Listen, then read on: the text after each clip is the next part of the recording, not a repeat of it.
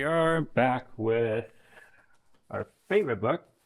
Hopefully, we still like the book. One of the major themes of the book is, he talks about pornography, and we talk about pornography proper, kind of the way we classically understand it, especially on the internet. But he expands it into this. It's this whole mindset worldview. It's not just I look at naked pictures, but like I fail to see the creator and the whole created being and the whole created thing in what I'm looking at. Whereas in contrast to be before an icon, or part of what an icon does is it reveals here's the fullness of this person, the fullness of the saint. And I guess if we really settle into it, like, even going to venerate an icon is an encounter where we are ourselves being revealed. And part of me is still kind of exploring, well, what does that mean? What does it look like? Do I feel any different? I mean, I don't feel tingles or anything, so I don't know. But I guess, we don't always feel the mystical realities. I guess it's something we practice as we go. But in kind of how I'm organizing the content in my own head, we were talking, week one, like how do we respond to this pornographic mindset as individuals? And then last week we talked about how do we respond within relationships. Tonight we'll spend some time talking about, well, how do we talk to our kids? But that individual response very much was centered around how do I, as an individual, open myself up more? How do I reveal more of myself, expose myself? So talking a lot about vulnerability, which then, when we talked about, well, how within a dyad, within a couple, within a friendship, how do we overcome this pornographic mindset? And we talked a lot about like curiosity toward the other person, as kind of the opposite, the antithesis of fantasy and objectification. If I'm preoccupied with just this one part of you, and I'm only like bringing a couple parts of myself to the encounter, there's no relationship. But if I can recognize, so I'm seeing this part of you and there's more of you, can I be curious toward who that is? And also at the same time be revealing myself, then there's more of a potential for an actual relationship, an actual encounter. And that would be how intimacy forms. So we'll move into, chapters, I can do math, chapters 7 through 9.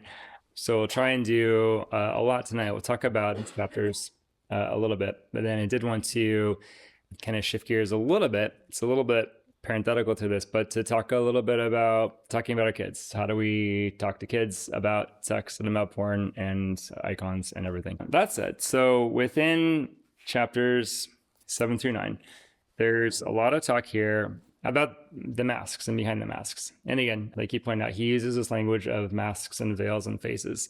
And so what he calls masks in some of the counseling circles will call, parts or defense mechanisms or things like that. And they are ways that we hide ourselves. It can be a way that I hide something of myself from myself. It can definitely be something of me that I hide from you. Or it could be a part of you that I see instead of seeing like the actual you. Like if I see the mask you're wearing, I'm not seeing your actual face. He makes a very cool distinction between a mask and a veil. What we understand through the veil is, the way like the chalice is covered. It's a covering, but it's a covering that reveals. It's not a secretive thing.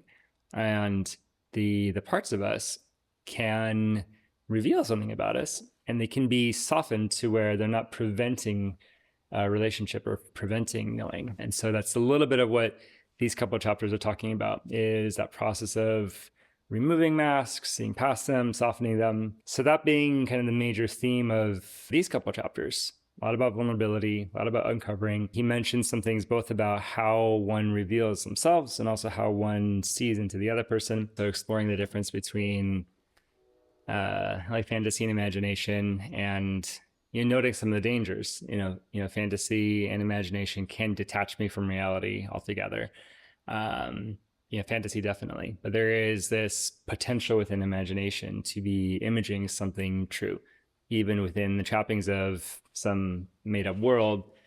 And again, the Chronicles of Narnia are a great example. I mean, there is no Narnia, but like there is something very true in how the world of Narnia works, and those who have eyes to see it can definitely see it.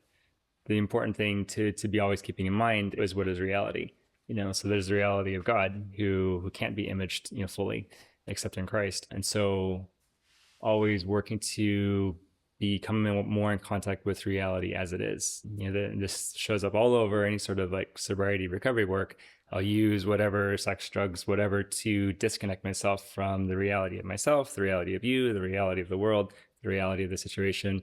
Sobriety is coming back to be in touch with all of that. And there's an aspect of that I'm discovering in the Christian life as well. It's like I'm stepping out of the masks and out of the passions and out of whatever might distract me from reality into, well, this is what God has actually made. This person is who God has actually made me to be. This is who God has actually made you to be. And so being open to that, being able to now show love toward you in that way is part of seeing iconographically. So briefly summarize a big chunk of text, these couple of chapters. So as we've been talking about masks and veils and knowing and being known, and how our relationship is both a revealing of yourself and a seeing of the other person. So these are the chapters where he really starts talking about how that takes place, which, and as I was reading these, every chapter I read, I was like, this is the best chapter. No, this is the best chapter. So with these, I was definitely like, no, they're really like, they're the best chapters, because they get really practical in that way. Yeah. So briefly, very briefly, so the couple points to keep in mind. So he's talking about the process of opening oneself, and he references something like a public confession, or he mentions like life confession. I feel like he talks about confession a lot. What I feel like he's calling attention to are a couple extremes to be careful of. So there is on the revealing end, there is the extreme of, I just open myself up all of the way, indiscriminately, no boundaries, no filter. And sneak peek for what, when you become a counselor, every now and then you get somebody who shows up for a session and they're just like, here's everything, all of the deepest, darkest things that I've ever done. And it's this amazing story, and it's really overwhelming for the person. And they usually never come back after that, because they're having this massive emotional, vulnerability hangover. Like, they've opened themselves with no preparation, no safety, no intention behind it. They just know, this stuff in me hurts, I want to get it out. Here, take it. And so when we do it that way, in a boundaryless way, it's a very extreme experience. It's really damaging, and it's really, really scary. So as much as we should be being more open with each other, not like that. There's a process to it. There's a process, and there's healthy structures for that. On the other end, when we're now being with people, so it's true. As he's writing about, the same way we see an icon and begin to see, here's the fullness of the person and the fullness of God behind them. We should be wanting to know more about people and see more deeply into people. But there is a way that can be done more voyeuristically. Like, I'm now probing, or I'm invading, or I'm ripping off your mask, and I'm demanding that you be open to me. And there can be a way of doing it as like kind of a snoop. That's just kind of gross. So we don't want to do that either. Ultimately, as we're pursuing this better kind of more iconographic way of knowing each other, it's very gentle. It's gentle, it's mutual, it's a reciprocal thing. Dan Siegel, he's a psychologist who talks about interpersonal neurobiology, how the brain and the mind and relationships are their own kind of trinity. And he uses the language of, in an attuned relationship where there's a resonance between people and their brains. He talks about this exchange of energy, the flow of energy, and it's not data. It's more the exchange of attention. And this is especially relevant for parents of young kids. For an infant, there is nothing more exciting than the parent's undivided attention and eye contact. And when that is present reliably in some abundance, like, that creates what we call secure attachment. And it creates for this kid the sense of, I am a person and I am okay as a person, and my caregiver is there. I can count on them. So the world must be pretty safe. My experience, my emotions happen, but my person's there to co-regulate with me. So my experience must be okay. So I must be okay. So cool. And when that attention is not there, there's one category of problems. When it's like excessively there, there's another kind of problem. But again, it's all hovering around this window, this ideal, golden, very gentle, curious window of like, I'm here, I'm gently present, and just like attuned to you. And especially as you become like an older person, and as we relate this way between peers, there begins to be this this reciprocal exchange of like, life and experience and emotions. And even better when this now becomes a regular practice. And that would be kind of the thing. He kind of hints at this, Williams does, and this is the point I'm emphasizing, that all of this becomes really useful when it now becomes something we do regularly, such as in the case of we go to confession. Our sacrament of confession is maybe one of the most beautiful examples of this, where I get to little by little reveal a little bit more of myself, in the presence of a safe and gentle other. And any spiritual advice I get on top of that is bonus. But the best part of that is that it's a practice. It's done regularly. And the best part of any of these sorts of connections is if they can happen. That would be what I would hope for anyone listening, is that they might be able to regularly do this sort of thing. So part of my internal context for this is, again, so professionally, I'm a counselor with a focus on like sex addiction and porn addiction. So I work with people with sexual dysfunction a lot. And this little blurb is also kind of a response to purity culture. I was one of those youngsters who was made to read the I Kiss Dating Goodbye phenomenon by the Josh Harris guy. Purity culture was, again, it was this thing that was like really pronounced in like the 80s and the 90s, where there was this big push within Christian circles, certainly the Protestant Christian circles, where they're saying like, hey, don't have sex till you get married. And which, is consistent with, Christian teaching in general. But the way it got brought out was very much, don't have sex or you're going to hell. You'll be broken forever. You'll have a terrible marriage and something's wrong with you if you do. And like all of these bad things. But on the other hand, if you retain your virginity, you're like a super Christian. And then, someone like Josh Harris comes along and he writes this book that's like, and let's not stop there. Don't even date. Don't even touch. Don't even think about having emotions for this other person, because it's all a waste. It's all a waste or whatever. And so purity culture became this thing that had just this really like unrealistically rigid expectation for the kids to like not engage with like, their bodies, their sexuality, or their emotions like at all, or else they're going to hell. And as one might expect out of that, there came many atheists out of that movement, or many people who are like, I'm going to be queer, or whatever, just like abandoning everything that they grew up with, for lots of reasons. And so some kind of responding to that a little bit, kind of responding some to, again, just kind of what pornography is in our culture, kind of responding to, kind of like the lingering ripples of, the sexual revolution and everything, as I do my work with people who have these problems with compulsive sexual behaviors. One common thing that I notice in their stories is they talk about how they learned about sex and how they learned about porn and how they were first exposed to things. And there tends to be a conspicuous absence of a really good education process. So they say, thinking about something like the sex talk, either it didn't happen at all, or it happened and it was awkward, or it happened and it was too casual, or it happened and there was just too much information. I've had a couple of clients who like their parents like own sex shops or something. And so they're just like around way too much sexualized content from like a too early an age, that sort of thing. There's been some who didn't get any formal sex education, but like by age 6, they were exposed to pornography. I had one guy, I think he was like 7 or 8, and his first exposure to pornography was gang rape. So imagine how that has now shapes, his marriage and everything. Some people, bypass sex ed and go straight to being abused. That's a particular situation. Or again, thinking, purity culture, some people, they get the sex talk, but in a way that makes sex to seem dirty and the person a wretch for even thinking about it, or that God's going to send you to hell if you ever have sex, much less enjoy it or something. So admittedly, this is a little bit of a loaded conversation for me, because I'm like, guys, get this right. At the same time though, I do want to put it out there. How we do this with our kids has a lot of import and a lot of power. It's also not the defining issue. It's kind of a volatile one, but it's not like the only issue. And it's, if you fail at this conversation, whatever that looks like, that's also not a guarantee that you're going to fail as a parent, or that your kids are going to end up addicts or messed up in any way either, because there's a lot of factors. So, as you're considering raising kids, count on you're going to probably do some things not so well, but you'll do other things well. So there's a lot of ways your kids will still be fine.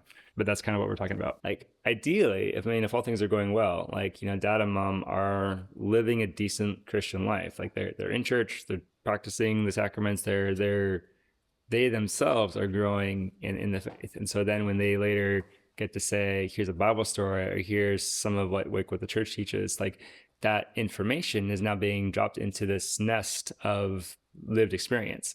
So I'd imagine if something similar could happen with, sex ed too, someday when you finally, give your kid the talk, if that is happening in the context of, oh, by the way, dad and mom have been living a generally healthy, intimate life all of this time, it'll just be like this capstone, or it could be. What me and my wife have done with our kids, or doing with our kids, it wouldn't work for everybody in their context because everybody's different. So the individual context has to be factored in. Like, we do or don't have the internet, that sort of thing. There's something really huge in how we name things. I mean, it's been observed that the only parts of our bodies that tend to have nicknames are the sex organs. Why is that? Why do they need nicknames? Why can't we just say penis and vagina and they'd be fine with it? Uh, but again, that's part of the culture we grew up in, and there's rules we are told or tell ourselves about how openly we can be with ourselves or with each other ourselves, which again, becomes a factor. And now you're having to teach a young person about their own bodies and their own genitals, and about pleasure and impulse control. And if you're not careful, it can be your masks doing the talking for you. And whatever your insecurities are, whatever your burdens are, whatever your painful experiences are, it could be those that do the talking. So for me, so I didn't get any education from my parents. Blessedly, I had a church culture that was pretty open about, like, hey, there's this thing called sex. It's for a man and woman. Save it for marriage. It wasn't like explicit in here's how it works, but it was on my mind from pretty early age, middle school, early high school. And so, but let's see, it was also like hyped up as this, like, don't have sex till you're married, and then it's gonna be awesome, and then you'll get to have lots of it and all of that stuff. And so and like I didn't have any like input from my parents on how things like actually went or anything. So then I get to be an adult, and now I'm getting married and trying to figure out, okay, so I am discovering I have this like sexual expectation in my head that I've been taught or had to develop for myself in the absence of teaching. And what do you know? It's very different than that of my wife. Oh no, what do? We have fights and problems and more fights. And so it goes. But then from that, for me, there's a variety of emotions and disappointments and unmet expectations, and me just generally feeling like I felt stifled as a kid, and darn those parents. So then I go to now have to educate my kids. I am at risk for saying, well, I didn't get enough exposure. I didn't get enough freedom. Like I didn't get enough. So I'm now going to like give him too much. I'm at risk of giving him too much information, too much freedom, encouraging him to do too much. And that can be, I think, how it goes. If I'm not aware of my own wounds, then it will be my wounds that now try to do the talking to my kids or to my partner, and there can be a lot of damage. Or I can do this whole pendulum swing of like, I was super sheltered, my kid's not going to be sheltered at all, and that's not helpful either. So that'd be one thought to bring up is whatever you do, try and do it intentionally, and that's going to have a range of success pending a lot of logistics, because nothing ever quite goes to plan. But I would venture to say having a plan is probably better than not having a plan. Hold any sort of plan really flexibly, for sure. And also to really treat it not so much as we're going to do this talk once and that's it, but more like, we'll have maybe a significant talk to kick it off, and then we're going to have a lot of conversations, because we're bringing in this knowledge, we're giving them fire, and now saying, okay, be careful. Here's some of how to be careful with it. And as they begin to discover things and experiment and get more curious, keeping the relationship safe for them to be curious. Curiosity is inevitable. We can put a structure around it to where we get to be the ones curating that. We happen to also do home births. And so Ruben, for sure, he got the experience of watching mom go through 2 pregnancies and 2 births. And we talked a lot about the body that's involved in that, and a lot about like, where are babies made, where babies come from. And I think like the way his curiosity worked because we had the thought to follow the curiosity of the kid as a pretty decent indicator as what they're ready for or what they're needing. And he on his own asked a lot about like how babies form. I think he asked everything except like, well, how does a daddy cell get in the mama's body? So we were just short of like, telling everything. And then I think at one point we did kind of kick it into like, okay, we need to initiate something where like, they fell in love with sea shanties, and there's some sea shanties that make sexual innuendo, and we're like, hey, you shouldn't sing that verse in Drunken Sailor about putting him in the bed with the captain's daughter, and he's like, why shouldn't we? And I'm like, oh gee. I was like, I think it's time. So we use that as kind of a cue for like, okay, so now we're ready to initiate that. And I think he was about 8 at the time. We started off again talking through, here's what we believe is God's vision for how this should go, and here's what the sacrament of marriage is. Here's where sex fits in marriage. Here's like the function of it, related to union and babies and things like that.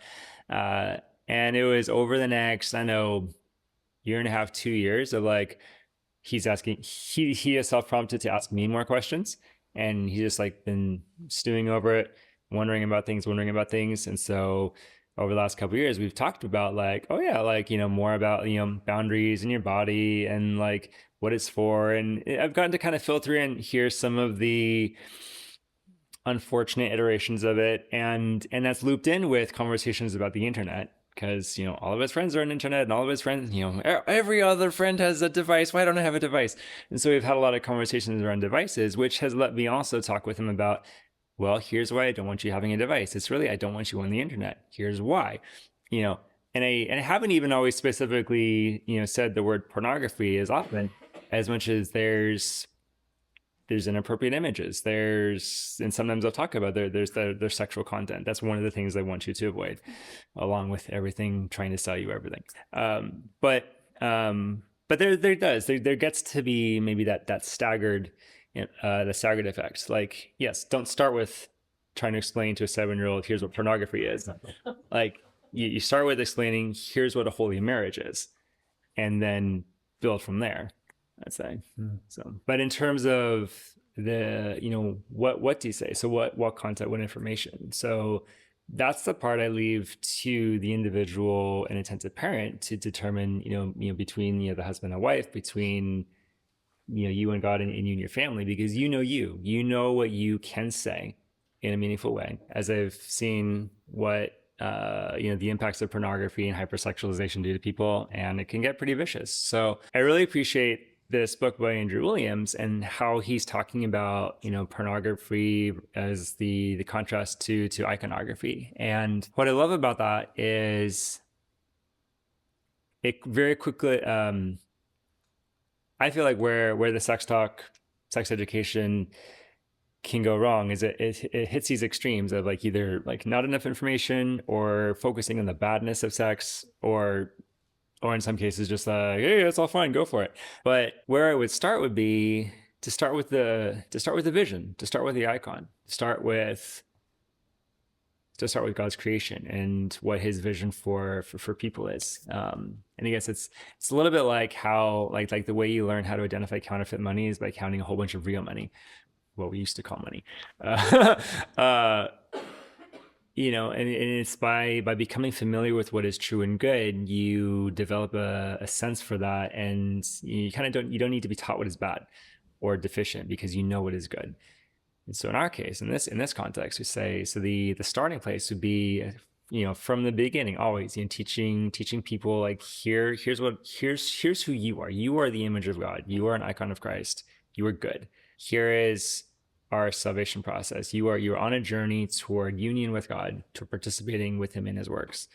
And here are the icons, the holy icons. We venerate them every time we come to church. Here are the saints. These are glorified people. They've achieved something in holiness. They're with us. They're praying for us. They love you, and we love them. And you bring the kids into this really beautiful, like, this is a true relationship, and this is something truly good. And you start with that as the starting point.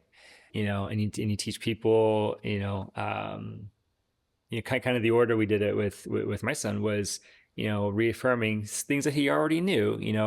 God created marriage, and in marriage, God allows a man and a woman to make babies, and there's this beautiful way where we participate in the works of God by co-creating life, and that's part of God's vision for us. And so we can present this vision of like, here's how to live well. You live seeking union with God, seeking union with people, co-creating life. And the added piece that I would add into that is, and here's the mechanics of it. It's this process called sex, and you can describe the process however you would. I would recommend using, really clear, concise, direct, simple, anatomically correct language. It's this technical description of a body process nestled in this sacrament. And what I would hope is that, again, especially for us in the Orthodox tradition, is we're able to, this is our life. This is what we do. We do this with each other. So that's the foundation we give to our kids. I dread this moment, but I am like 100% sure like all of my kids will be exposed to porn at some point. I'm going to do everything in my power to prevent that. But, stuff happens. It just does. And especially, and even if I keep it away from them until they're grown, they're going to be grown. They're going to have their own phones. They're going to, stuff happens. So my hope is that before then, I will have done everything I can, me and my wife together, to teach them what is good and right and true, what is beautiful. And we're hoping we will have taught them how to see themselves, how to see people, so that whenever they do encounter porn, they will be repulsed by it, or they'll recognize it for the sham that it is. Or even, it's possible, a kid might see it and still be kind of like drawn into it, caught up in it a little bit, which I'd also kind of expect, because, kids experiment, kids explore, young people explore, or we have weak moments. But there can be a way to do that even with this sense of like, I'm doing this, I'm kind of coming back to it, but I recognize it as dirty. I recognize it as not good, and I want to come back. I want to confess it. I want to be more holy. In other language, we say the kids that I think that are really at risk are the kids who they don't get that attention from parents, that resonance we talk about. Their lives are much too stressful, or they're either inundated with like emotional stress, or they're neglected, physically or emotionally. So they don't have a caregiver, they don't have a parent figure, and they end up turning to whatever will imitate that. And sex, drugs, video games, those make great bad substitutes for parental attention. And it's those kids that are really at risk, because they develop a relationship with it. A lot of our kids have the, if we do our work, they have the potential to know what a real relationship is, so that someday, even when they do get exposed and maybe do dabble a little bit with it, they'll be dabbling, and it won't be, I need this thing to be okay. So that would be, that would be my hope. Something I want to be really clear about from my perspective is like, I'm not trying to say there is a right way to do this, or there's a specific right way. I think there's a range of better ways to do it. And kind of for me, that the core of that is, I think parents should do it.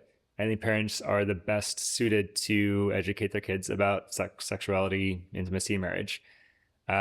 Given the rampages of porn on the internet, I do think we should have these we should start these conversations sooner, much sooner, rather than later. And I do think we should have some modicum of intentionality, or some sort of even a loose plan, something to follow. But within that, again, use the language of your family and like your own personality. You know your kids, and there isn't the perfect time to have the conversation. I would, the ideal moment I would describe would be you do maybe catch them when they're calm, or when you're calm. Maybe plan it. And you say like, hey, we want to we want to talk with you about something that's really important, something you're going to need to know. It's kind of a bigger boy, bigger girl sort of thing, and you stay up a little bit later with us one night, or maybe we take you out to dinner or something, and you can make it into kind of a special event. That could be one way of going about it. But again, that's a lot of these specific details are very contingent on like, what's your particular context, and I want you all to be very in your own context, and it's not necessarily trying to like copy me or anyone else. But I guess one of the things I kind of wrap on a little bit is, as we're talking, again, just kind of feeling like the nested component of this. So kind of started off, I started off with this question of like, how do you have the sex talk, and how do we parents, have the sex talk with their kids? Come to find, so, a conversation about sex is really connected to a conversation around our bodies, which is really connected to this idea of, what do we do with pleasure? What do we do with desire? Talking about, sex and porn has to happen in the context of the internet and technology, because that's the world we live in. It has to happen in the context of what is a man, what is a woman, what is marriage, what is intimacy, um, you know, what what is the purpose of life? Is it to have pleasure, or is it to take responsibility? So there's a way where, we as parents, we really do have our work cut out for us, because we have to be in all of these conversations all at the same time. Not all maxed out all of the time necessarily. I mean, there's a rhythm to it. We don't have to hit on all of those conversations every day, but they are all connected. So I guess that in saying, what is a good sex education? It's this relationship, this supportive relationship that supports a series of conversations in all of these things, where we recognize our kids are curious, our kids are growing, they have desires, they have needs, they have peers who are going to be telling them things. We want them to be safe coming to us with questions.